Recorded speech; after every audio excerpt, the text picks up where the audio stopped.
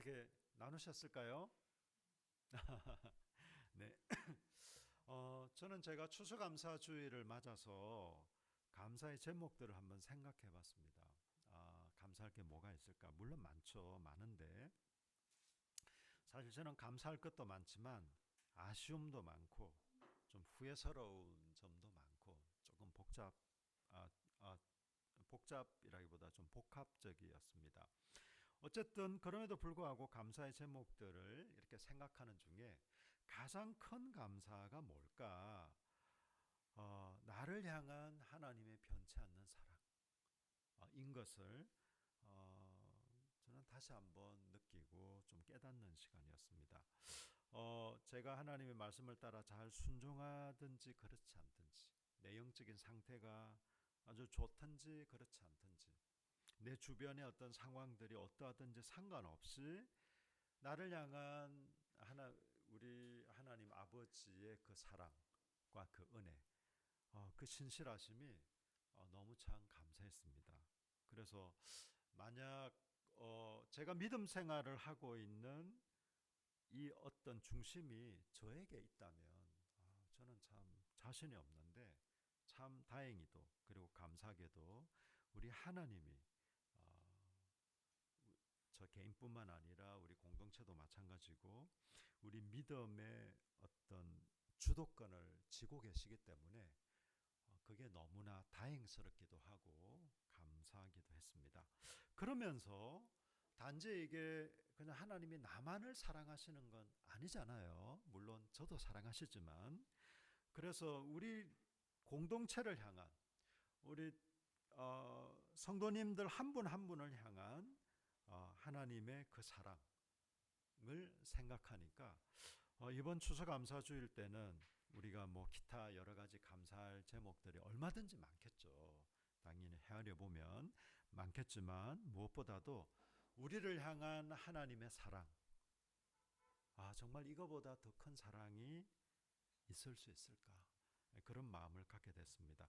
여러분 레 미제라블이라는 영화 아시죠? 뭐 뮤지컬로도 상영이 되었고 또 영화로도 상영이 됐는데요. 그 대사 중에 그런 말이 있습니다.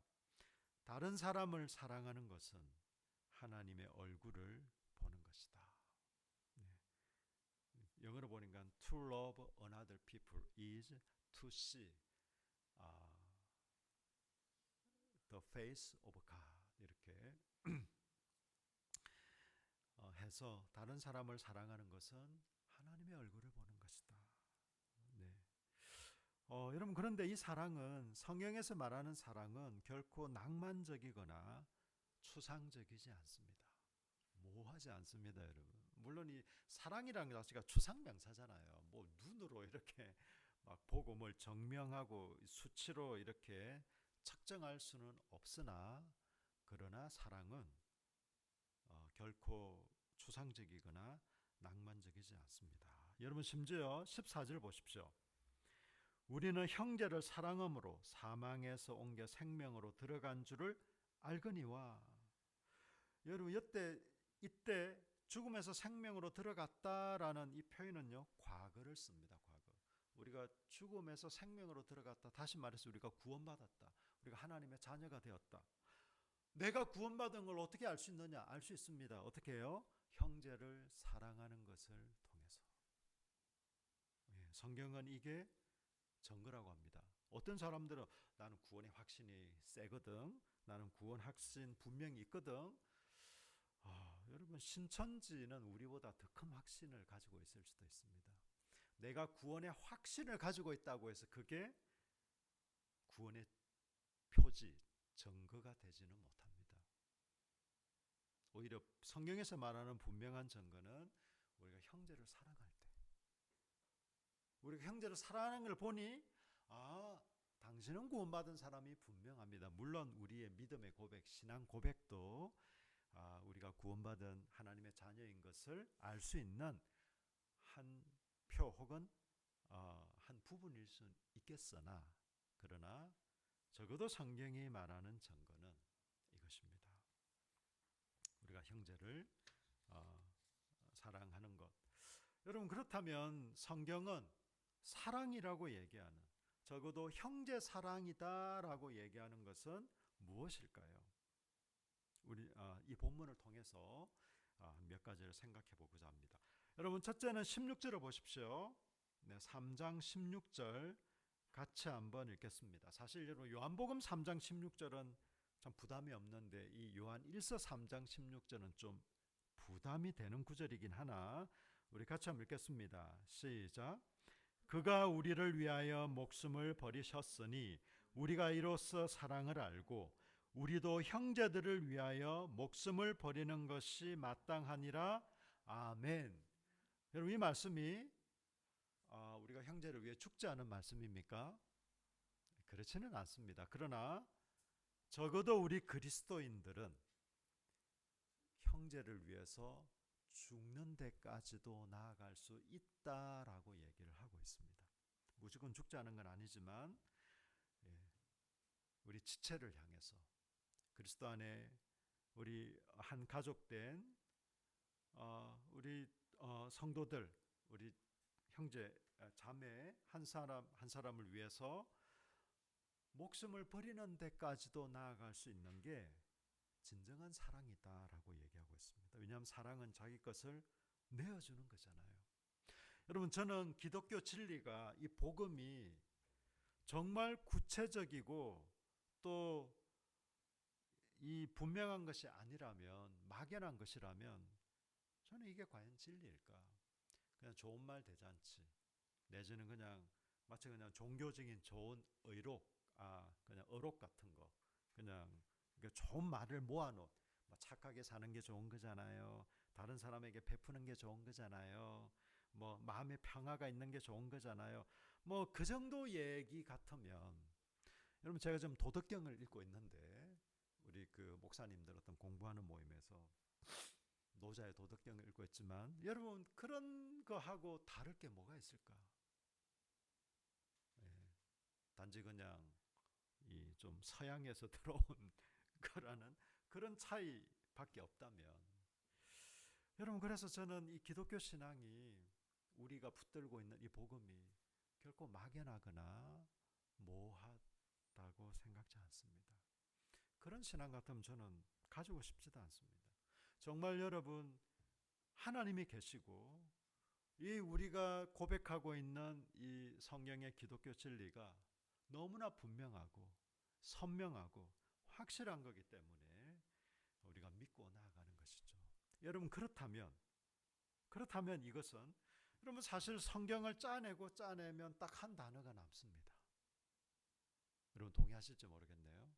저는 성경 66권, 구약의 39권, 신약의 27권, 저기 컴퓨터, 저는 이 비밀번호를 별로 원하지 않는데 컴퓨터 자체가 계속 비밀번호를 입력하래요. 3927입니다. 누구든지 쓰셔도 상관없습니다. 예. 여러분, 이 성경을 짜내면 딱 한 단어, 사랑이 남습니다. 사랑. 근데 여러분, 이 사랑이 그냥 좋은 말 대잔치 사랑이거나 그냥 이제 경전 속에 등장할 법한 그런 단어라면, 우리가 믿고 있는 우리의 믿음이라는 게 여러분 너무 좀 허망하고 또 너무 좀 무의미할 것 같아요. 그러나 참 감사하게도 그렇지 않습니다. 성경이 말하는 사랑은 결코 모호하거나 혹은 애매모호하지 않습니다. 이 사랑은요, 형제를 위해서 목숨을 버리기까지 한 이 사랑을 통해서 뭐라고 얘기하고 있습니까? 사랑은 희생하는 것이다 라는 것을 얘기하고 있습니다. 여러분, 무조건 손해를 보라는 말이 아니에요. 무조건 손해를 봐야 참 사랑이다, 그런 것은 아닙니다. 그러나 내가 조금도 손해보지 않고 사랑하겠다, 있을 수 없습니다. 시간이든 재정이든 에너지든 관심이든 내 것 챙길 거 다 챙기고 나는 어떤 손해도 보지 않고 나는 형제를 사랑하겠어요.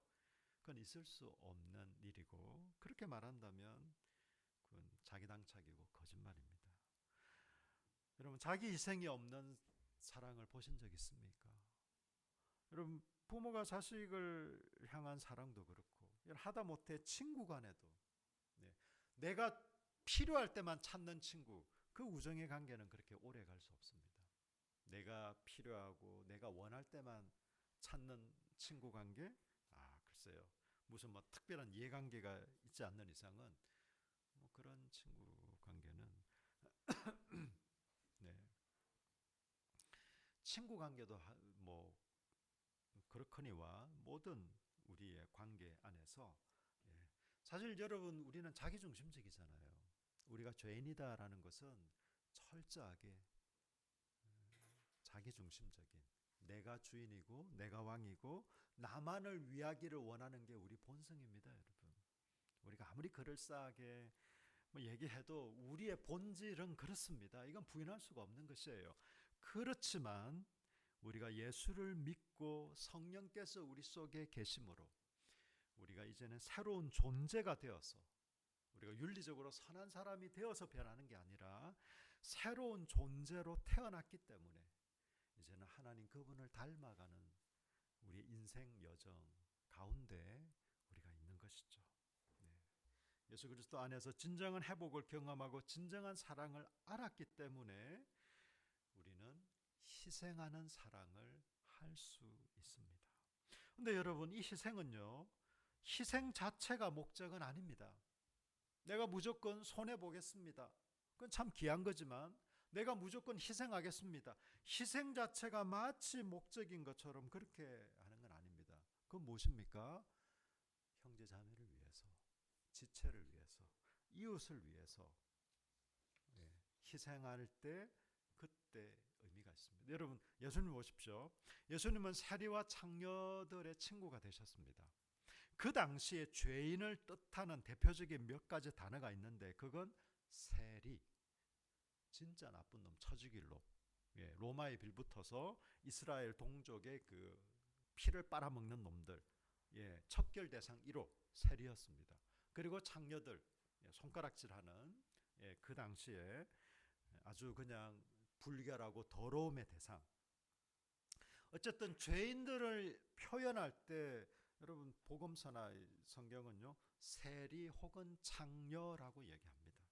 아니면 그 둘 다 나오면 그냥 죄인 중에 죄인이다, 뭐 그런 뜻인데, 근데 오히려 예수님은 이들과 가까이 하셨습니다. 사실 예수님의 어떤 확장성 있는 사역을 위해서는 별로 지혜로운 게 못 되죠. 왜냐하면 사람들이 계속 손가락질 하거든요. 아니, 어떻게 죄인들과 같이 하냐. 여러분, 이스라엘 사람들은요, 이 정결법이 굉장히 중요하기 때문에 더러운 것, 부정한 것에 손을 대면 자기도 더러워져요. 그래서 멀리합니다. 절대 먹지 못할 음식들도 많고 지켜야 될 규례들도 많고, 그게 이스라엘 백성들인데 오히려 예수님은 그러셨어요. 그런데 여러분, 그러면 예수님은 세리와 창녀들과만 같이 하셨는가? 아닙니다. 바리새인들과도 친구가 되셨습니다. 서기관들, 그 당시 어떤 종교 지도자들, 또 귀족들, 이런 사람들이라고 해서 예수님이 막 배척하고 그러지 않았습니다. 그러나 여러분, 그 바리새인들에 대해서는 아주 혹독하게 대했죠. 독사의 자식들아, 이런 표현들이 많이 나옵니다. 여러분, 사실 이거 심한 욕설인 거 아시죠? 이스라엘은요, 우리나라처럼 개들이 그렇게 많지 않고 뭐가 많을까요? 뱀들이 많습니다. 그래서 독사의 자식들아, 아주 조금 완곡한 표현입니다. 우리나라 사람들은 그걸 뭐뭐 이렇게 막 욕설을 하잖아요. 예수님이 욕설을 하실 만큼 왜 그랬을까요? 예수님이 좀 편파적이야. 예수님은 오히려 좀 편견을 갖고 있어서. 그게 아니라 그 사람들에게는 그렇게 얘기해야 자기들의 마음이 무너지고 깨어지고 새롭게 되고 예수님의 그 사랑과 진리를 받아들이게 될 가능성이 있기 때문에 오히려 그들 향해서는 그래요, 괜찮아요, 잘하고 있어요, 이 말 대신에 오히려 혹독한 표현들을 하셨습니다. 여러분, 그게 사랑인 것이죠. 여러분, 그래서 사랑은요, 지혜가 필요합니다. 무조건 희생한다, 무조건 참는다. 참지 말라는 게 아니에요. 많은 경우 인내해야 됩니다. 맞습니다. 많은 경우 참아야 됩니다. 그런데 무조건 참는 것만이 성숙한 사랑이 아니라 구분하셔야 됩니다. 분별하셔야 됩니다. 두 번째는요, 여러분 18절을 보십시오. 자녀들아, 우리가 말과 혀로만 사랑하지 말고 행함과 진실함으로 하자. 여러분, 진실한 사랑입니다. 여러분, 진실한 사랑이 어떤 사랑일까요? 이 진실이라는 게 눈에 안 보이잖아요. 여러분의 마음이 눈에 보입니까? 다른 사람의 마음이 눈에 보이실까요? 저는 그런 영안이 없어서 사실 저는 제 마음도 제가 모를 때가 많아요. 내가 왜 이런 생각을 하지? 내가 왜 이런 마음을 품고 있지? 그 마음이 또 왔다 갔다 해요. 예, 우리는 그런 존재들이에요. 그럼 여러분, 이 진실한 마음, 이 진실한 사랑이란 게 뭘까요? 오히려 차라리 그 진실하다라는 것은 오히려 투명하다라는 것으로 이해하는 게 더 좋을 것 같아요. 투명한 사랑. 여러분, 투명한 사랑이란 게 뭡니까? 겉과 속이 다르지 않다라는 것이죠. 다른 어떤 숨은 목적과 의도를 가지고 있지 않다라는. 여러분, 우리는 철저히 자기중심적이잖아요. 그래서 나의 이익, 나의 유익 내지는 나와 관련된 이런 것 때문에 어떤 정말 그 상대방의 유익과 정말 상대방 자체를 존중하고 사랑해서가 아니라 나와 관련되는 것 때문에 그럴 때가 종종 있지 않습니까? 네, 그렇지 않다는 거예요. 네. 투명한 모든 것을 다 오픈해야 된다. 모든 것을 다 그냥 까발려서 보여줘야 된다. 그 말이 아닙니다. 적어도 겉과 속이 다르지 않은 내 숨은 의도는 따로 있고 그렇지만 말은 좀 그럴싸하게 하는 여러분 그렇지 않다는 겁니다. 여러분 제가 수년 전에 어느 분이 교회를 찾아오셨어요. 그래서 1시간 반을 상담을 했습니다. 1시간 25분 동안 상담을 하면서 제가 사실 뭐 펑펑 울진 않았지만 막 눈가에 눈물도 고이고 그분의 그 어떤 여성분의 그때 아내도 같이 있었고 했는데 그 여성분의 사연을 듣는데 너무 참 마음이 아프고 그랬어요. 그런데 마지막 5분 동안에 무슨 얘기를 했을까요? 결국 그 1시간 25분 동안 얘기한 거는 돈을 좀 빌려달라는 거였습니다. 네. 그 제가 다른 우리 여기 주변의 교회 목사님들 우연찮게 얘기하다가 문 목사 교회도 그 여성분 갔어 혹시? 이렇게 얘기하는데 똑같은 분이더라고요. 교회를 한번 로테이션 하면 사연도 똑같아. 예. 결국 그 자기의 뭔가 막 가슴 아픈 사연을 막 얘기하는데 결국은 돈을 빌려달라는 마침 그때 다행인지 불행인지 모르겠지만 지갑에 현금이 하나도 없어가지고 줄 수가 없었습니다. 아마 있었으면 아마 다 드렸을 것 같아요. 네. 아, 네. 여러분 진실한 사랑은 조작하지 않습니다. 여러분 그래서 참 우스갯소리로 그런 말 있잖아요. 어떤 목사님의 설교는 하나님 말씀보다 더 어렵다. 우리 목사님이 저 말을 하시는 의도가 뭘까? 막 이런 걸 생각해야 되니까. 그런 거 참 바보 같은 짓 아닙니까? 네. 이 간혹 어떤 사람 이런 사람이 있어요. 얘기를 하긴 하는데 너무 복선을 많이 깔거나 무슨 의도인지 막 한참을 고민해야 되고 여러분 흔히 여러분 드라마나 영화를 보시면 저 사람은 속을 알 수가 없어. 어떤 경우는 굉장히 칭찬의 의미로 얘기하는데 글쎄요 뭐 그게 이 험악한 세상 속에 어떤 처세에 있어서는 좋을지도 모르나 여러분 적어도 우리 그리스도인의 삶의 태도는 그래서는 안 되는 것이죠. 저 사람의 속은 알 수 없어. 누구에게도 들키지 않는 자기 어떤 속마음. 여러분 그게 좋은 겁니까? 아닙니다, 여러분.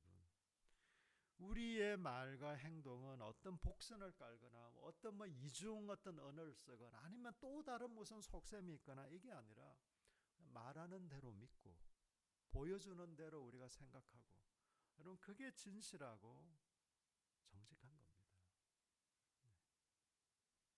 물론 모든 것을 다 말해야 하는 것도 아니고, 특히 어떤 사회적인 관계에서는 지혜가 필요하긴 합니다. 지혜롭게. 네. 예를 들어서 그냥 직장 상사가 좀 기분 나쁜 말을 했다고 해서 나 기분 나빠요 막 그렇게 대응하는 게 지혜로운 건 아니겠죠. 그때는 기분은 나쁘나 마음은 좀 상하지만 뭐 그래도 그때는 그냥 좀 쿨하게, 뭐 좀 적어도 내 마음은 그렇지만 또 뭐 그런 태도를 보여야 될 때도 있습니다. 그렇게 한다고 해서 너는 정직한 사람 아니잖아, 너 왜 진실하지 않아, 그렇게 말하지 않아요. 저는 제가 부목사 시절에 막 한밤중에 전화를 받을 때도 있어요. 막 좀 졸다가 막 전화를 막 받았습니다. 담임 목사님이 어유 무목 혹시 뭐 자는데 전화를 한 거 아니야? 그럼 예 맞습니다. 목사님 제 잠을 깨웠어요. 제가 그렇게 얘기했을까요? 아닙니다 목사님 괜찮습니다. 제가 뭐 다른 거 좀 하고 있었습니다. 글쎄요. 근데 그게 뭐 거짓말이다 꼭 뭐, 예. 담임 목사님이 그 밤중에 정말 좀 급한 일 때문에 전화를 안 했겠습니까? 근데 제가 막, 막 그렇게 반응을 하면 또 얼마나 미안하시겠어요. 제가 저의 어떤 이익을 챙기고자 막 있는 것을 없는 것처럼, 없는 게 있는 것처럼 한다면 문제가 되겠지만, 어떤 면에서는 좀 상대방을 배려하는 마음에서, 네, 그럴 수 있습니다. 뭐 무조건 거짓말을 하자는 얘기가 아니고, 어쨌든 우리의 어떤 투명한, 예, 이런 사랑, 네, 적어도 성령이 얘기하는 사랑, 그런 사랑이다라고 얘기하고 있습니다. 마지막으로 이 사랑은요, 구체적인 사랑입니다. 여러분 17절과 18절에 보십시오. 누가 이 세상의 재물을 가지고 형제의 궁핍함을 보고도 도와줄 마음을 닫으면 하나님의 사랑이 어찌 그 속에 거하겠느냐. 네, 하나님의 사랑은, 하나님이 우리를, 저와 여러분을 향한 사랑, 그리고 우리 형제 간의 사랑은요, 구체적인 사랑입니다. 배고프지? 그래, 뭐 맛있는 거 먹어. 그게 무슨 구체적인 사랑이겠어요. 네. 물론 뭐 여유가 되는 분들이야 그렇겠지만, 여러분 그냥 온갖 얘기보다 그냥 우리 밥 한번 같이 하자. 네. 저도 제 주위에 문 목사님 힘내세요. 물론 그것도 감사해요. 네. 왜 그렇게 안 하는 분들이 훨씬 많아요. 그것만 해도 저는 진심으로 감사합니다. 그러나 그거보다 더 힘나는 건요, 밥 한번 하자. 네. 아니면 또 계좌번호 불러봐. 훨씬 더 힘이 됩니다. 격려가 되고. 네. 여러분, 하나님이 저와 여러분을 향한 사랑이 얼마나 구체적입니까? 예수 그리스도, 하나님의 아들을 저와 여러분을 대신해서 이 땅에 보내시고 죽이기까지 하신, 사실 예수님이 오신 궁극적인 목적은 죽기 위해 오셨거든요. 물론 죽음 이후에 부활을 위해서지만 먼저는 죽으셔야 되잖아요. 너무나 구체적으로 나타났습니다. 마음속으로만 사랑하지 않습니다. 마음속으로만 사랑하는 건, 여러분 그런 얘기 했다가는 욕 듣습니다. 여러분 내 마음 알지? 네 마음을 네 마음을 어떻게 알아? 여러분 그렇게 얘기해 주세요. 보여봐 한번. 네. 하나님의 사랑은 여러분 사실 이 유대인들은요, 그 율법을 제도화 시켜버렸어요. 이 유대인들의 동기 자체가 나쁜 건 아니었어요. 율법을 매뉴얼화 시켜버렸습니다. 예를 들면 제3계명, 너는 내 하나님 여호와 이름을 망령되이 부르지 말라. 이것 때문에 하나님 이름을 정말로 함부로 부르지 않았습니다. 그래서 여러 가지 매뉴얼, 심지어 필사, 성경을 막 그때는 이런 인쇄술이 없으니까 이렇게 베껴서 썼잖아요.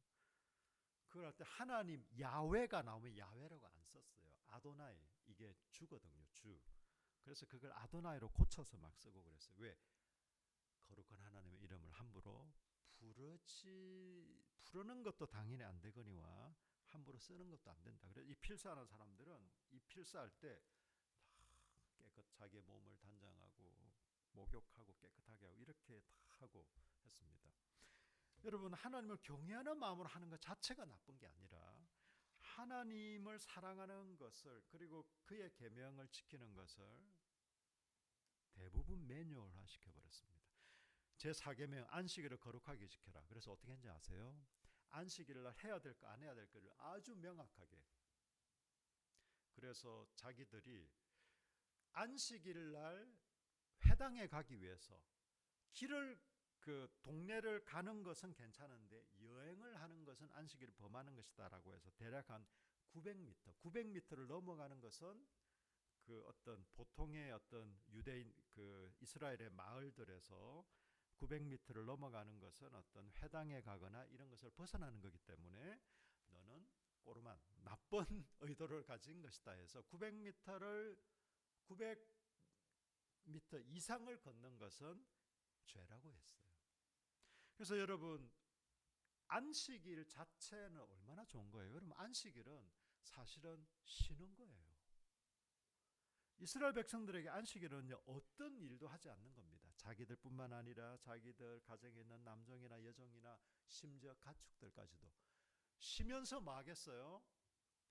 하나님을 기억하고 만찬을 나누면서 누리는 게 이스라엘 백성들에게 안식일이었습니다. 그래서 그 랍비들이 안식일을 쉬어야 된다. 그러면 주부들도 쉬어야 되기 때문에 요리를 하지 말라라고 한 거예요.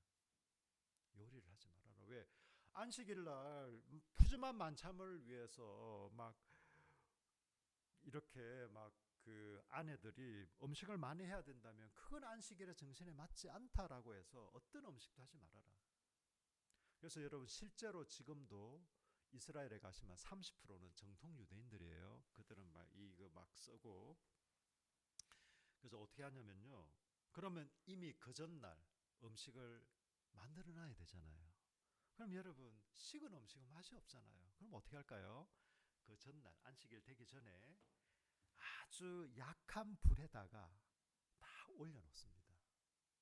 불을 켜는 순간 이건 일이 되거든요. 엘리베이터도 안 누르는 거 아세요 혹시? 안 누릅니다. 왜? 일이 되기 때문에. 그래서 안식일이 되면요, 이 이스라엘 유대인들의 이 엘리베이터는 청청마다 섰다 올라갔다 이게 자동으로 되어 있습니다. 여러분, 사실 이들의 근본 의도 자체가 나쁜 건 아니에요. 왜? 율법을 어떻게 쓰든지 간에 잘 지키려고, 구체적으로 지키려고 그러다 보니 매뉴얼을 만든 거예요. 그런데 여러분 기억하십시오. 예수님이 이들의 노력을 너네들 너무 장애, 좋아, 약간 좀 아쉬운 점이 있긴 하지만 잘하고 있어 이렇게 얘기하셨을까요? 예수님이 뭐라고 말씀하셨죠? 장로들의 유전을 굉장히 질책하셨습니다. 한마디로 털렸다라고 얘기를 하시는 거예요. 그들의 의도 자체가 나쁜 건 아니었을지 몰라도 여러분, 형제 사랑은, 하나님이 저와 여러분을 향한 사랑은 그렇게 매뉴얼화 시켜서 할 수 있는 게 아닙니다. 하나님은 저와 여러분의 마음의 동기를 보시고 우리 마음의 중심을 보십니다.